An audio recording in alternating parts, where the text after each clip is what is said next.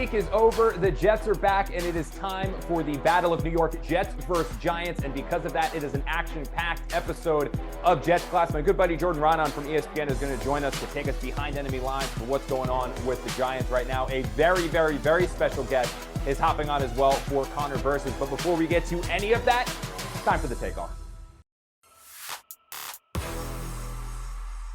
The New York Jets are back.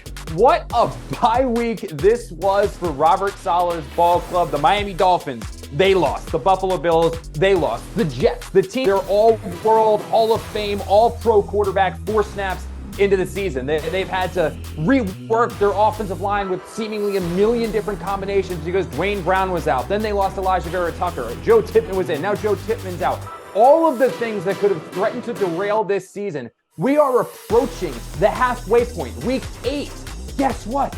They are 1.5 games out of first place in the AFC East. This is a team on the rise. This is a team that's starting to find themselves on defense, find themselves on offense. They're getting comfortable, and they play a schedule that is littered with opponents that they can beat. What a turn this season has taken. The Jets, B-A-C-K, they are all the way back.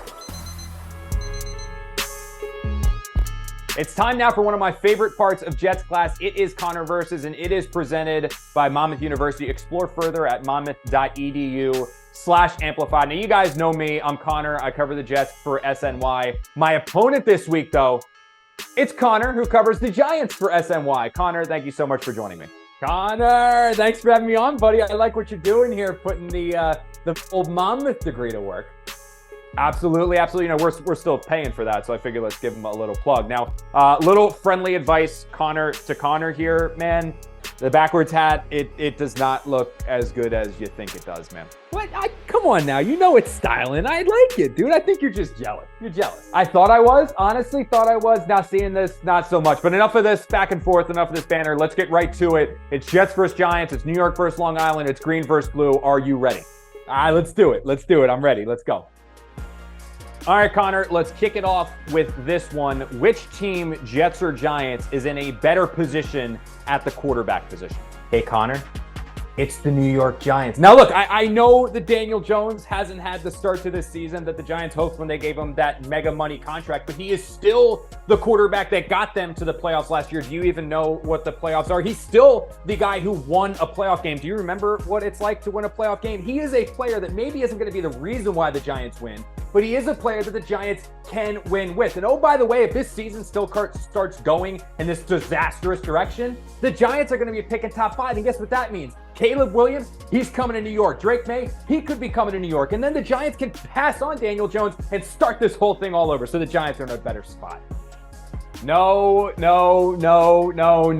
It is the New York Jets. Think about it. They have a Hall of Fame, all-world quarterback that is committed to returning to them next year. Guess what? That makes the Jets a Super Bowl contender, not only this year if Rodgers returns, but also in 2024 and 2025 if he wants to play there too. Oh, and also don't forget about Zach Wilson, who looks like he has made legitimate strides this year, is legitimately improving. The Jets are in this super rare situation where they not only have their cake, but they can eat it too. They have their quarterback of the present in Rodgers. They have the quarterback of their future in Zach Wilson. The Jets are absolutely in a better position than the Giants at the quarterback position. That doesn't change. They are set. They are locked. They are loaded. And guess what? If Zach doesn't work, then go ahead and draft a quarterback next year where he can learn underneath Aaron Rodgers. The Jets have something here. They're committed to it, and they're moving forward with it.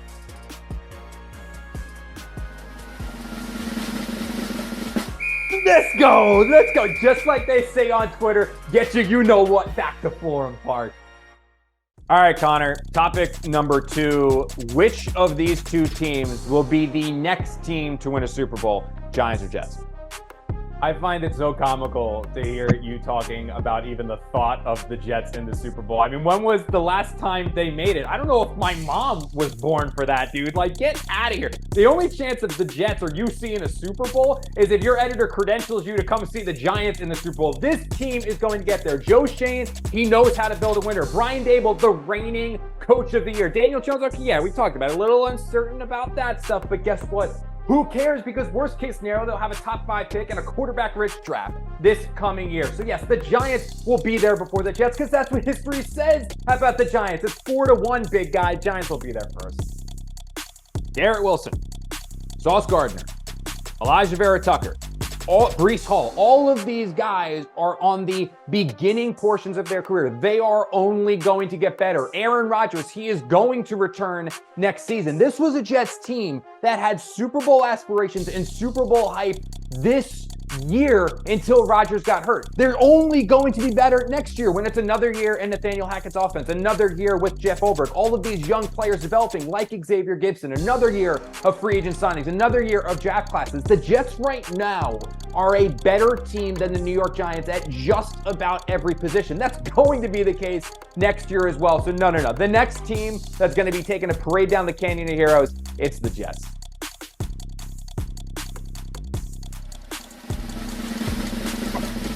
Let's go. I'm back. I'm back, baby. I'm back. Back in the New York groove. All right, Connor, we're all knotted up, one apiece. Final question, tiebreaker. Who's winning this weekend, Giants or Jets? I think the Jets are going to win this game. I know. I've been talking all about the Giants here, but I just haven't seen it from this team this season. They did just beat Washington. Congratulations. But you and I, Connor, could get pressure on Sam Howell with the current state of that offensive line. And then the game before that against the Bills, I mean, the Bills were without their top 2 corners, without their linebacker, and the Giants still couldn't score a touchdown. The second half, they were inept on offense. So I know they're getting some players back. Andrew Thomas, Daniel Jones should be back there. That should help the Giants get a little bit better on offense. But right now, I see a Jets team that is simply better at just about every single position. Offense, defense, special teams. Giants might have slight advantage. Coaching doesn't matter. I think Jets win. You know what? I agree with you. Now, I'm not going to lie. I am nervous about what Wink Martindale is going to do to the young, inexperienced Zach Wilson. That is a major advantage that goes to the Giants side of the ball. But everywhere else, like you said, the Jets have the advantage. They have the advantage on defense. They have the advantage with the secondary, linebackers, defensive line. They have a better offensive line in totality. They have better playmakers. They have as good of a run game. And in some cases, Breece Hall might be a better player than Saquon Barkley. So when you talk about all of those things, as good as Brian Daboll may or may not be, the Jets have the advantage. So we talked about the last time these two teams played when Jamal Adams ripped the ball out of Daniel Jones' hands. I don't know if we're going to have a highlight like that, but absolutely I have the Jets winning, and I have the Jets winning outright -3. No, I like it at -7 with this line.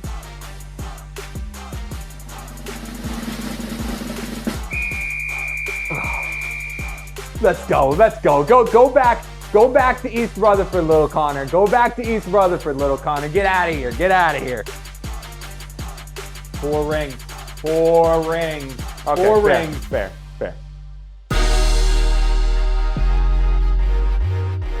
It's over-unders with the Jets Beat inside Connor's Cubicle. I am Connor. He is Antwan Staley, Jets beat writer for the New York Daily News and host of Backpage Breakdowns, the podcast. Make sure you guys listen to that. Antwan, real simple. It's over-unders. You pick if you think it's going to go over, you think it's go under. Are you ready? Yes, sir. First one, it's going to be a run-heavy attack, certainly, for the Jets with Breece Hall. So I'm going to go over-under big runs, 20-plus yard runs for Breece Hall, 0.5. So basically, will he break one? Oh, I'm going over, definitely. I think Breece Hall is got to have another big game, too, as well. And I think he needs to, especially against this Giants defense is playing a lot better recently. I think one of the biggest matchups we're going to see is going to be Zach Wilson versus Wink Martindale, the Giants defensive coordinator. Wink did a number on Sam Howell last week, trying to do it again to another young quarterback. So we're going to go sacks of Zach Wilson. Giants defense getting after him, 2.5 over under. I'm going to go over, especially with no Joe Tippmann possibly this week too as well. So yeah, I think they're going to blitz heavy, and I'm going to go with 3 sacks for the Giants this week. Jets turnovers forced of Giants quarterbacks, whether it's Tyrod, whether it's Daniel Jones, 0.5. Will they force some turnovers? Giants have taken care of the ball last couple of weeks. Yeah, I think the only path for the Jets to win this game is definitely if they force some turnovers. They did good at that, especially considering what happened last year where they weren't able to force a lot of turnovers. So yeah, I'm definitely going over on this one. We know what the Jets defense can do against top-tier offenses. The Giants do not have a top-tier offense, so we're going to go Will the Giants basically get into the end zone over under touchdowns for them, setting that at 0.5? I'm not too optimistic about this Giants offense. I will say this, I think they're going to get a touchdown at least because I think, the Jets defense started slow in a lot of games this year. So I definitely think, they have the opportunity to get one early too as well. Tyrod's playing a little bit better. I feel like the offensive line for the Giants is also playing a little bit better too under Tyrod. So yeah, I'm going to go one touchdown for the Giants. Last one, Antwan.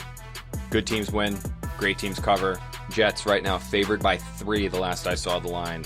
What's your pick for the game? I'm going to take the Jets too. I'm going to trust that they can take care of business and get a win here against an opponent they should beat. So yeah, I like the Jets to end up covering and also winning the game as well. All right, this was Over-Unders with the Jets beat inside Connor's Cubicle. Antwan, thank you so much for joining, man. All right, thank you.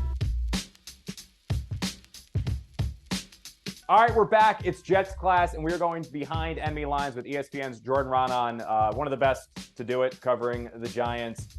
Jordan, thanks so much for joining. I know there's a ton to get to here with the Battle of New York, Battle of New Jersey, whatever you want to call it. We're going to start with this, though. Last year, you had the Giants, new GM, new coach. They not only make the playoffs, but then they beat the Minnesota Vikings. Generally, when you have a team that does that or accomplishes that, it sets pretty high expectations. The media hypes all around them, especially in this city. However, this summer, all of the talk was the Jets, the team that hasn't made the playoffs since over a decade, the team that went in and got the new quarterback in Aaron Rodgers. They were on Hard Knocks. They were the story of the NFL. Reading between the lines, knowing what you know, do you think that some of the hype and the attention that was directed at the Jets, stealing some shine away from the Giants, you think that ticked them off over there a little bit? That might add some to this rivalry here with big brother, little brother? I don't know if it ticked them off, because I think, and Xavier McKinney actually said this to me when we're at the time before the season, when I asked him, the Jets are the hot story right now. Aaron Rodgers was still healthy at that time.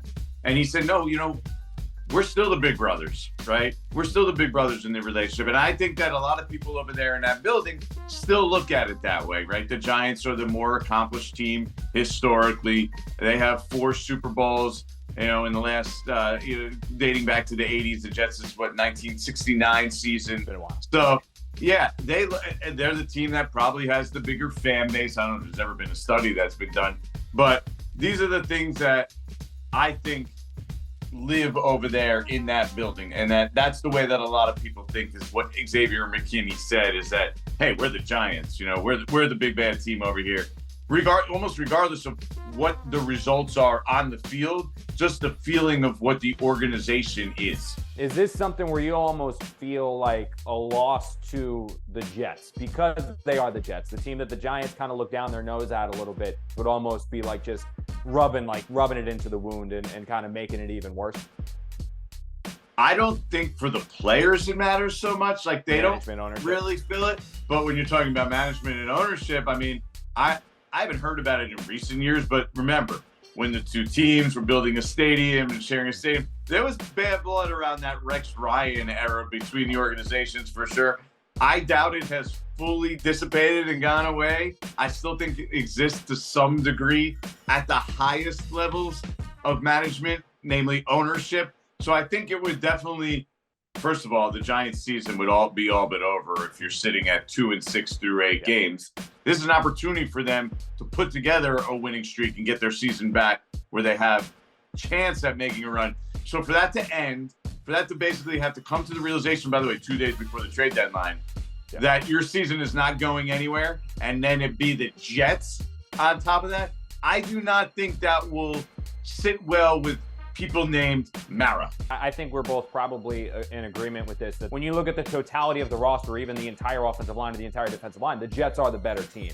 Where I see the advantage for the Giants, though, and it is a big one, is Wink Martindale, whose defense has been playing absolutely lights out the last 2 weeks, going up against an inexperienced quarterback still in Zach Wilson, who has not seen Wink Martindale in a regular season game before.